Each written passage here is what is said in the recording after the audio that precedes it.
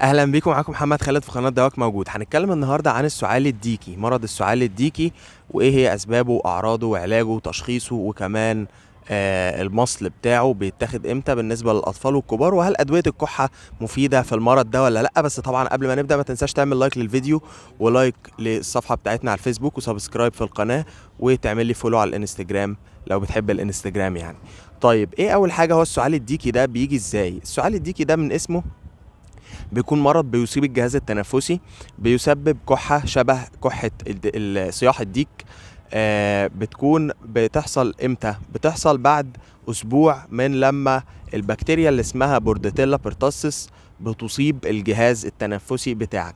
طيب البكتيريا دي بتكون موجودة فين اصلا؟ بتكون موجودة في الرذاذ اللي بيطلعوا الناس العيانين بيها اصلا. فاحنا بنتعدي من الناس العيانين منها زي ما بنتعدي كده من دور البرد والانفلونزا من الناس اللي عيانين بيه.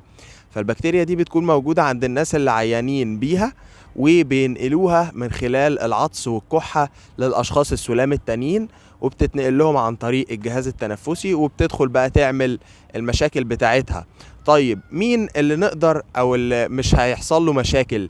اللي مش هيحصل له مشاكل هو الشخص المطعم.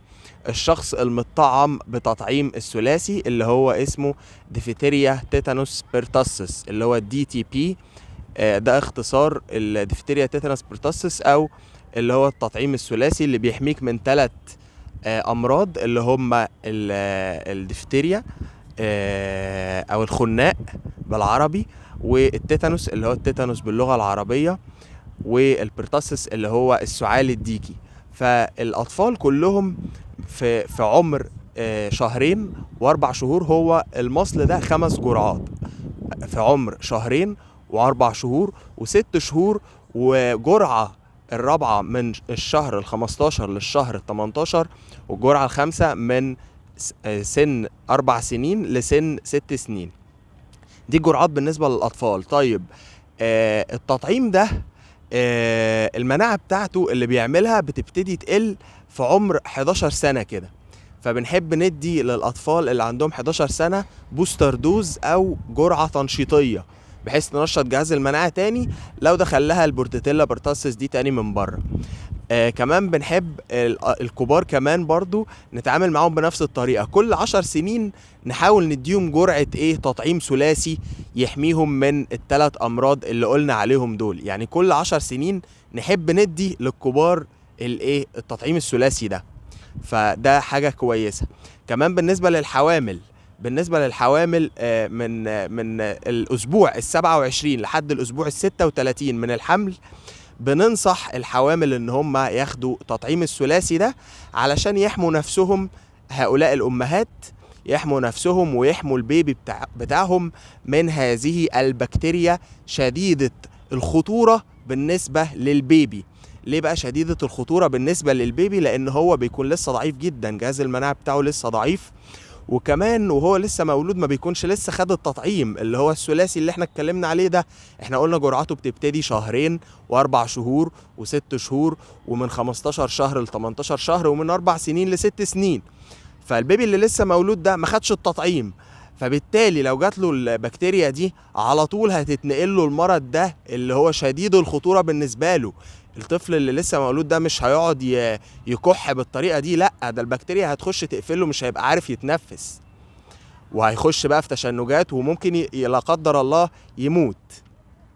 فاكتر ناس بنخاف عليهم وبنقلق عليهم هم الاطفال اللي عمرهم اقل من 12 شهر، اللي لسه ما كملوش جرعات التطعيم الطبيعية بتاعتهم. طيب هذا المرض لو حد جاله يعني بعد الشر بيتعالج ازاي؟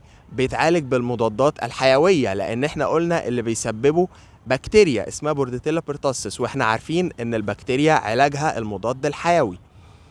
فطبعا الطبيب هو اللي بيكتب المضاد الحيوي. طيب ممكن يكتب اسماء علميه ايه؟ اريثرومايسين، كلاريثرومايسين، ازيثرومايسين. دي كلها انواع مضادات حيويه ممكن الدكتور يكتبها بجرعه مناسبه لحالتك.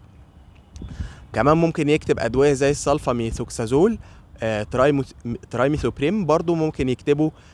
ده في عمر اكتر من شهرين. في عمر اقل من شهر وشهرين ممكن يتكتب الحاجات اللي قلت عليها في الاول، لكن اكتر من شهرين بيتكتب السلفا ميثوكسازول تراي ميثوبريم اللي انا قلت عليه ده. تمام، ده كان بالنسبه لاسبابه واعراضه وتشخيصه. طب الدكتور هيشخصه ازاي؟ الدكتور هيشخصه بناء على صورتك الاكلينيكيه، صوره المريض وصوت كحته ووصفه للكحه اللي عنده. تمام.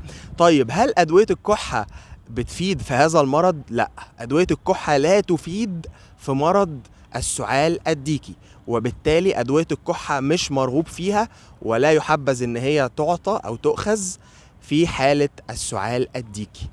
اتمنى ان شاء الله باذن الله الفيديو يكون مفيد، وطبعا لو عجبك شاركه مع اصحابك واعمل لايك. ولو عايز صابون طبيعي طبي خالي من اي مواد اضافيه ممكن او صناعيه ممكن تكون بتسبب حساسيه في الجلد او جفاف الجلد، ابعت لي وانا هبعت لك ان شاء الله باذن الله هذا الصابون على البيت. ولو حد برضو محتاج كورس الترجمه الطبيه اللي اعلنت عنه، اللي هتقدر من خلاله باذن الله تترجم اي وصفات طبيه او نشرات ادويه او مواقع طبيه او رسائل الماجستير والدكتوراه بكل سهوله باذن الله. وهتقدر كمان يبقى عندك خلفيه باهم التحاليل، تحاليل بول، البراز، صور الدم الكامله، وظائف الكلى ووظائف الكبد، ورسم او تخطيط كهربيه القلب. وكمان هتقدر تعرف ازاي تجيب المعلومات الطبية بطريقة صحيحة وتتأكد منها من على الانترنت.